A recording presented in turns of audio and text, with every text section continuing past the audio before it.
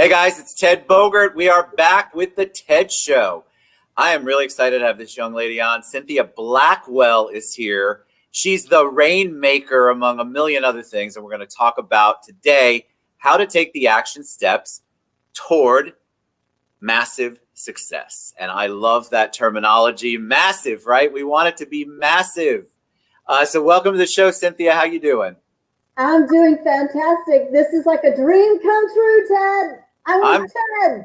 Oh my God, I'm with Ted. You're so kind. I follow your work. I think what you do is amazing. And I think that the people that you impact, it's true, purposeful, intentional impacting of people in their lives. So any kind of wisdom that you impart on us today, I know people are going to take it with them. But before we get to that, you know we love origin story here on the TED Show. So we want to know a little bit about you and your journey to get here so that we can talk about the massive success. Okay, fantastic. Well, we'll start from the beginning. How's that? I love it. I'm the oldest of four, originally from San Antonio, Texas, the daughter of a railroad official guy.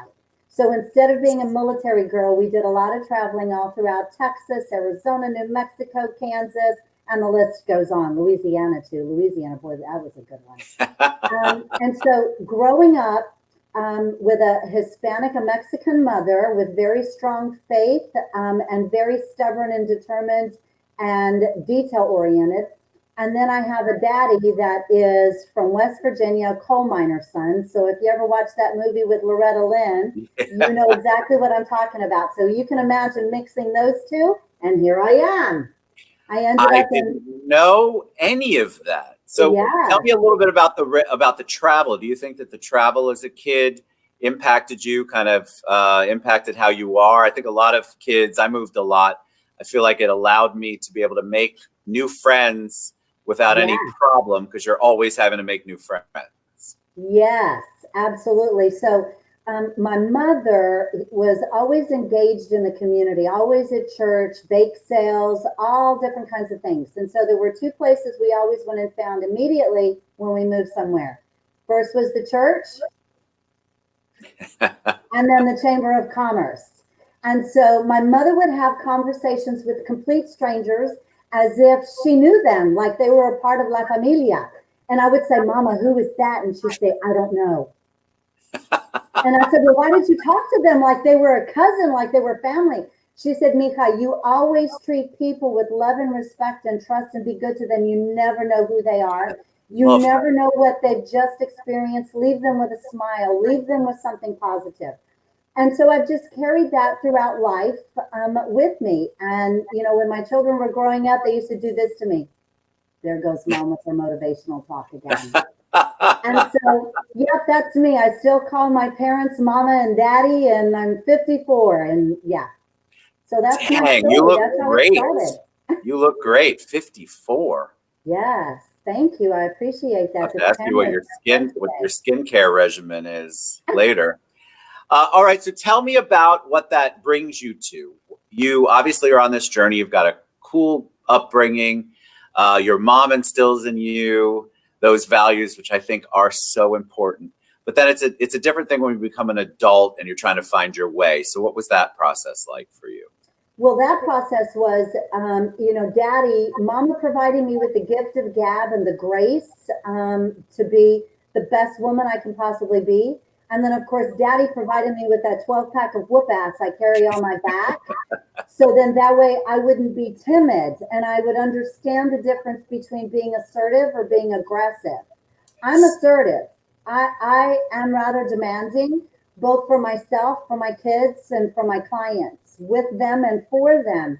And so the combination of the two, I feel like I'm very blessed because I have the combination of the both. Love it. So what do you do? What do you do for your clients? You've mentioned that. I know we're going to talk about that because people, obviously, if we talk about massive success, they want to know what Cynthia Blackwell has done to say that she can talk about massive success. So give us a little background on your business and what led you to this topic, because I think it's so important. Well, my entire career has always been either in sales, fundraising from a volunteer perspective, leadership, mentoring, and developing other people, holding them accountable to be their best version of them. I was in the telecom industry for many years here in Central Florida, and that's what brought me to Orlando. And my team, I had at any point 22 sales reps working for me or reporting to me. And they went all different levels from, major, completely experienced with a, $10,000 quota on their head to those newbie, young people coming in and they'd have this little quota. And so I got the reputation of don't let the heels and the pearls fool you in that pretty smile, because if you don't do the work and you don't get it in, she's going to be all over you. And I promise you won't like it. Now, as a part of that, let's identify what you love to do, because if you love what you do and how you serve others, it's not work. Yes. It's true. fun. And you'll always be successful. And so it leads me into years later having 6 children, right? Hubby and I have 6 kids. They're all adults and moved out of the house. 6 children? 6 children, 5 girls and a boy. So God my daughter bless prepared you. our son for marriage. Now, I love it. I hit a point where I wasn't happy. I still had 3 kids left behind. I was doing very well in the telecommunications industry, working for a CLEC, competing with Bell South and Sprint back then. And I had, 5 of the top reps in the entire company. I took the office and the territory from being in the bottom 3rd percentile to being in the top 3. I mean, 1 of 2 women in a male-driven company. And these boys knew when I called them on the weekend, it wasn't to say, hey, how's the wife? I want to know where the hell my circuit is. Okay? Get on your team's ass. I need my stuff. And so I found myself making great money and loving what I did, but I was missing plays. I was missing soccer games, and I was missing weightlifting tournaments. Okay? And these are 3 girls, by the way. Wow. And so I decided, hey, I need to make a change. And with a lot of prayer and consulting with friends, the answer came to me, and that was, stop doing this for corporate America. Stop doing what you do for others. Do it for yourself and teach others how to do it. So then that way you can help them be successful, still be happy, still have enough money to buy your wine, your vodka, and your shoes. And so that's what I did. Speak my language, thank you. Oh, and of course my Santa hat. I love it. So you want to help people. You've been helping people. I think yeah. It's like I don't know if you call yourself a coach, but you are consultant, coach. Yes. I think that a lot of people steer away from coaching because there's been so many pretend coaches out there. And so I think a lot of people go, oh, well, I don't need a coach. I can do that all on my own. And my comment always to them is, well, if you could do it on your own, you'll be doing it. So you need to have an accountability partner, somebody who's a brainstorming partner, a creative partner. So I love coaching of all kinds. How do you separate yourself out? Because like I said, there's so many coaches. Do you target a particular niche of business? Do you have a particular method like the Cynthia Blackwell method? How do you coach your clients? Well, the first thing is either the business owner or the business leaders or the individual, they have to want this. I cannot push a rope. I can lead them and help them, but I cannot push a rope. And I will not take their money, and I will fire a client in a heartbeat if they're not taking the recommendations, if they're continuing to bang their head up against the same wall they told me they don't want to bang their head up against. The other thing is, second, I carry a deck of bullshit cards, and I'm not afraid to use them. And so if people tell me this is what they want, and they're excited about it, help me create a plan, help me get there, then I'm going to hold them accountable to it. And I'm going to call BS when I smell it and I hear it. And I'm going to ask why. We need to talk about it, because there's a reason why you didn't move forward. If it's because it doesn't feel right, okay, well then let's talk about that and let's adjust the plan. But don't just not do it and pretend like it's okay. The third thing that I do that differs me from other coaches is I will coach and consult almost simultaneously at the same time. And what I mean by that is I focus on their personality. So the first thing that I do is their DISC assessment. So then that way my gut gets verified. I review it with them. It's important. We know who we are and what our triggers are, what our pace is, how we make decisions, or how we slow down in making decisions, which is detrimental to our success. Yes. And then very importantly, what is your definition of success personally and professionally? We're going to spend 80% of our time on your professional life, but I'm going to make you focus 20% of your time on your personal life. And a real life scenario in doing that with a client is this. She loved her job. She was a workaholic, and her husband told her that. And he said, I really would love it if you'd spend more time with me. So her and I held her accountable. No, you need to leave your phone on the table and ask him to go for a walk and hold hands. No, you need to go camping with him. No, you don't work. You don't take your laptop. You focus on you and him. Now, I share all of this with you because 4 months ago, she went on a trip and he went to sleep and he didn't wake up. Oh. And he had not, and I had not held her accountable to do those things. She would have missed out on some really great things. Right. Now, the other part of that, the consulting side is, there are those coaches out there that will only ask questions so then that way you come to your own conclusions. And I believe in doing that. I have 6 children, remember 6? I ask a lot of questions and I want to know what the hell is going on, right? Right. But at the same time, I'm also providing recommendations on, well, have you thought about this? Well, what about this for an elevator speech for you? Well, what about this as a solution for your problem? Have you thought about this?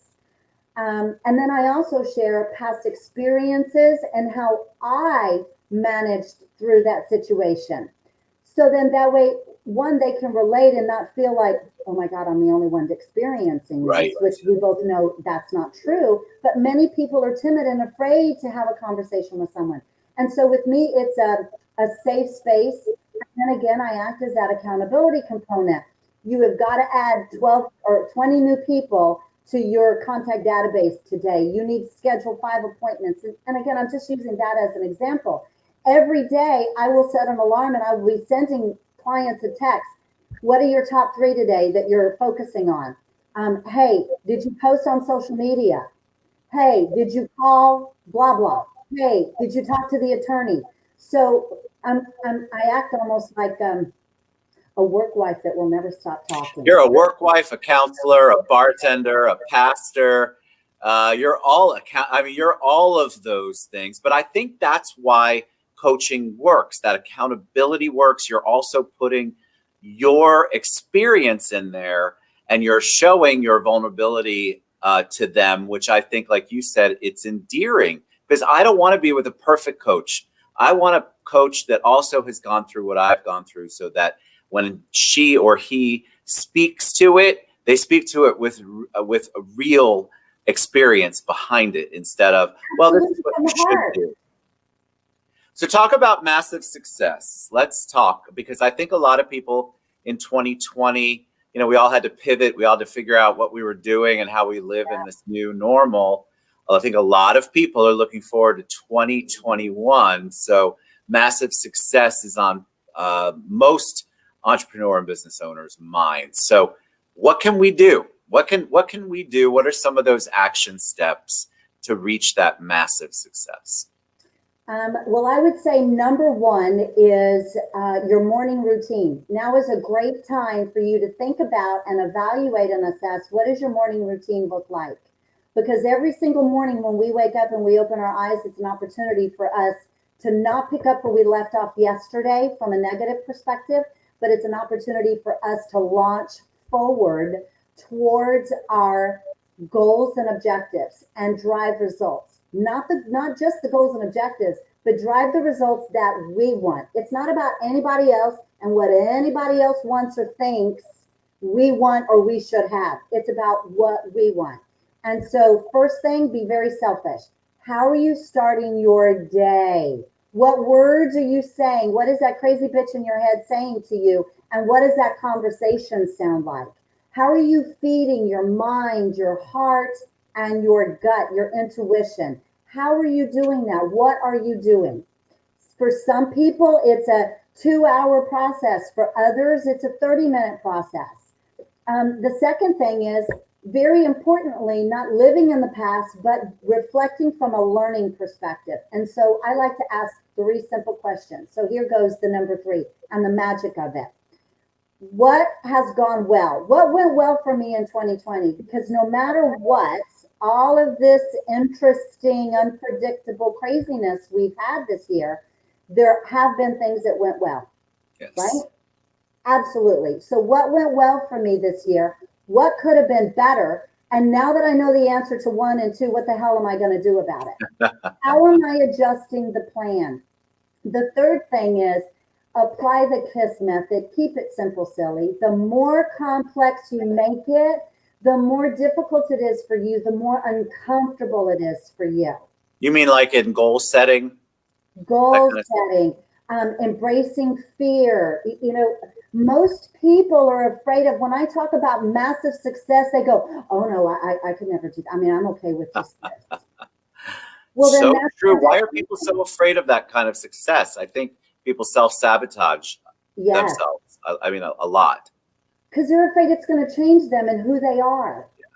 Yeah. You know, the definition of massive success is different for everyone. I have a new client that I started working with this week, and for her, massive success is doing a good job in this new role that she's entering into in January, and at the same time keeping balance and being a good mom. That's what massive success is to her. Yes. That's not my definition, because I don't have any kids at home anymore. I mean, that's not your definition. It's different for everyone. And that's the point that I always make to people. Don't define what you want and how you live your life by someone else. It's okay to look at someone else and say, oh, well, I do like that. I would like that too. Okay, well, then let's make that happen. What your that is. That's their that. Let's make your that. So before we wrap up, I want to ask you a question about the morning routine, because I'm a giant believer in the way that you wake up and what you do in those first 5, 10, 15 minutes really impact your entire day. My day starts with gratitude.